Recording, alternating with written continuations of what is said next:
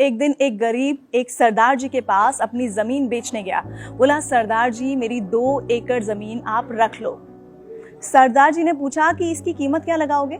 गरीब बोला, 50,000 रुपए। सरदार जी थोड़ी देर सोचकर बोले, वही खेत जिसमें ट्यूबवेल लगा हुआ है? गरीब बोलता है, जी हाँ, आप मुझे 50,000 रुपए से कम भी दे दीजिए तो भी मैं जमीन आपको ही दे दूंगा।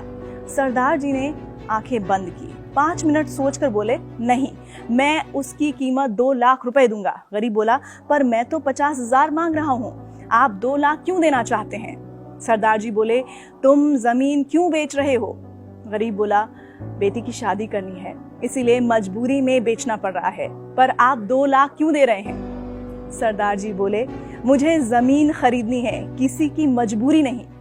अगर आपकी जमीन की कीमत मुझे मालूम है तो मुझे आपकी मजबूरी का फायदा नहीं उठाना।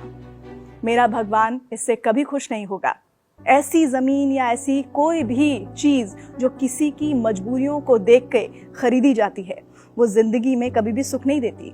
आने वाली पीढ़ियां मिट जाती हैं। सरदार जी ने कहा कि मेरे मित्र, तुम खुशी खुशी अपनी बेटी की शादी की तैयारियां करो। 50,000 की व्यवस्था हम गांव वाले मिलकर कर देंगे।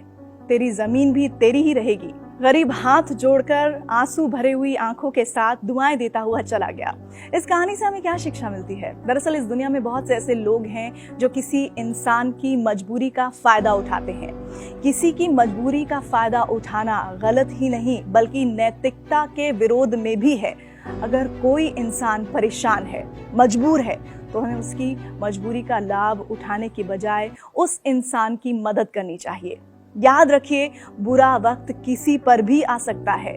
अगर आप किसी की मजबूरी का फायदा उठा रहे हैं, हो सकता है कल को कोई आपकी भी मजबूरी का फायदा उठा सकता है। और देखिए, पूरा जो हिसाब किताब है आपके कर्मों का, वो होता तो यहीं पर ही है। आपको हमारी आज की कहानी कैसी लगी, जरूर बताइए।